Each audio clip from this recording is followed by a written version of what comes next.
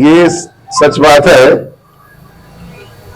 कि धरती पर प्राकृतिक रूप से अगर कोई देश सबसे खूबसूरत है तो वो भारत है।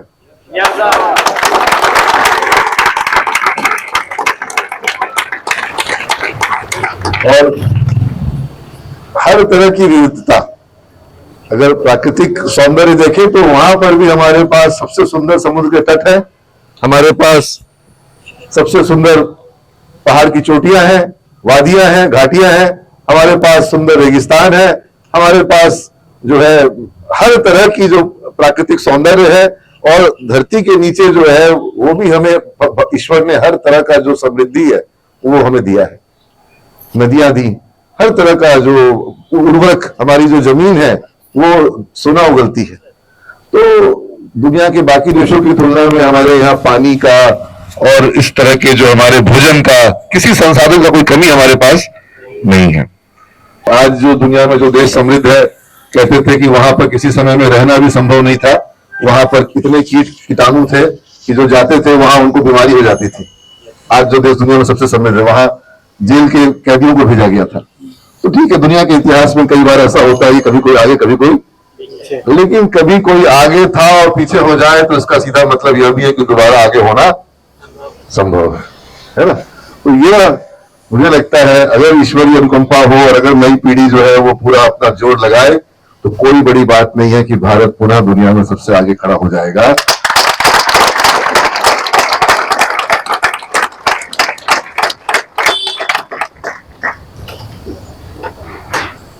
पंद्रह अगस्त का दिन पीछे मुड़ करके जो हमारे पूर्वज, जो हमारे परिवार के,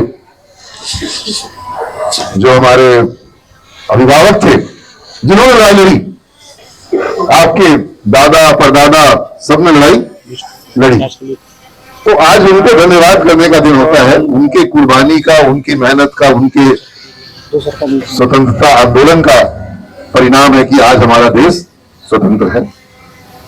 लेकिन आज नई पीढ़ी के लिए संकल्प का दिन होता है।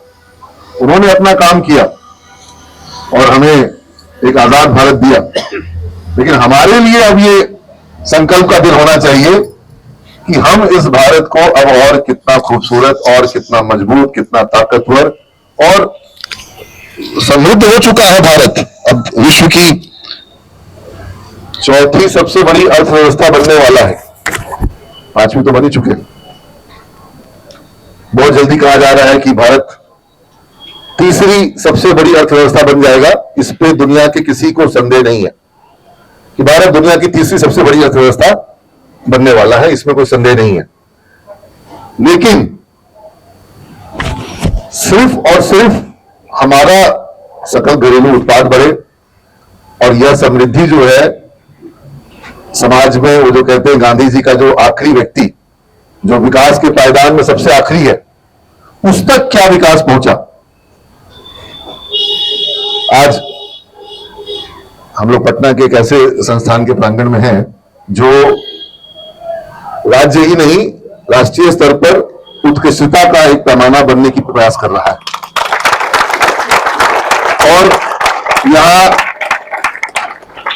तकनीक, व्यापार प्रबंधन, रोजगार उन्मुखी कार्यक्रमों को हम लोग तुम लोगों को सिखाने का, तुम लोग सीखो भी और उस पर अभ्यास भी करो, ऐसा प्रयास लगातार जारी है। और इस प्रयास में, यहां इस मुहिम में, शिक्षा के इस कार्य में हमारे गांव से, हमारे छोटे छोटे कस्बों से और वैसे परिवार के बच्चे जिनके लिए शिक्षा बहुत बड़ा वरदान हो सकता है, वो सब भी जुड़ रहे हैं। हमको लगता है कि यही इंक्लूसिव, समग्र रूप से सबको समाहित करते हुए जब कोई विकास की बात होगी, शिक्षा की बात होगी, रोजगार की क्षमता विकास की बात होगी, तब जाकर के भारत का असली विकास होगा और असली जीडीपी आएगी। जब वो जो सबसे आखिरी व्यक्ति है, जो पीढ़ियों से विकास से दूर है, जो पीढ़ियों से, जो जिसके घर में वो कहते हैं ना पक्का छत कभी आया नहीं, वहां का जब बच्चा पढ़ेगा और घर का छत पक्का करेगा और अपने घर में वो साधन संसाधन लाएगा और वो इतना कमाएगा कि उसकी आमदनी से न केवल उसका परिवार आगे बढ़ेगा बल्कि देश को भी वो आगे बढ़ाने में योगदान देगा। तब किसी 2, 4, 5, 10, 50 घरानों के ग्रोथ से भारत का ग्रोथ आगे बढ़ जाएगा, ऐसा तो नहीं माना जा सकता है। वो भी बढ़े, उनकी ग्रोथ में भी कई भारत आगे बढ़ेगा, वहां पर भी रोजगार का सृजन होगा। लेकिन इस विकास की दौड़ में एक एक व्यक्ति को जोड़ना, यह मेरे लिए बहुत आवश्यक मुझे लगता है। और हमको लगता है कि इसका एकमात्र रास्ता जो मुझे दिखाई पड़ता है वो शिक्षा है। और मुझे लगता है कि यह संस्थान कितना भी यह संस्थान बेहतर बन जाए, यह संस्थान आधुनिक बन जाए, कुछ ऐसा माध्यम रहे जिसके माध्यम से हर घर का बच्चा इससे जुड़ सके, इसका लाभ ले सके और हम एक इंक्लूसिव इंस्टीट्यूशन चला सके जहां पर कोई भेदभाव नहीं हो, कोई जाति नहीं, कोई धर्म नहीं और किसी तरह का आय वर्ग नहीं, कोई एक्सक्लूसिविटी नहीं। हमको बिल्कुल जो सांवला बच्चा है, जो मतलब बिल्कुल समझ लो कि दशरथ माझी के किसी परिवार से आ रहा हो, वो बच्चा भी सीवेज में आए, पढ़े और वो सीखे और वो तकनीक के रूप में भारत में योगदान की बात करे। ऐसे हमको इस संस्थान को बनाना है, यही संकल्प मेरा है।